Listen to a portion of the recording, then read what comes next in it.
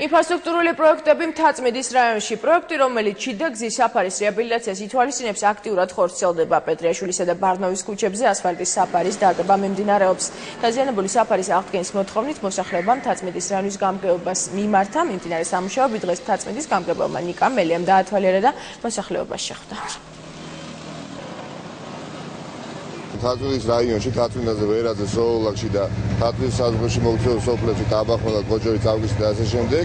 ეს აქტიური პროცესი ყველა უკრებებში შიდა ეზოს ასფალტით დაფარვა და საერთო სარგებლობის კომუნიკაციების გამოცვლა, რომელიც გაგრძელდება რამდენიმე თვის განმავლობაში და ზაფხულის პერიოდში ასევე მოხდება კაპიტალურად შეკეთება რამდენიმე მთავარი ქუჩის ამ რაიონში, რათა არ მოხდეს მოსახლეობის ასე ვთქვათ ზედმეტად გადატვირთვა. დღესდღეობით, როგორც ხედავთ, ძალიან სერიოზული სამუშაოები, ძალიან გალამაზდა ჩვენი ეზო და მე ვფიქრობ, რომ ერთ-ერთი სანიმუშო ეზო იქნება მთელს მთაწმინდის რაიონში.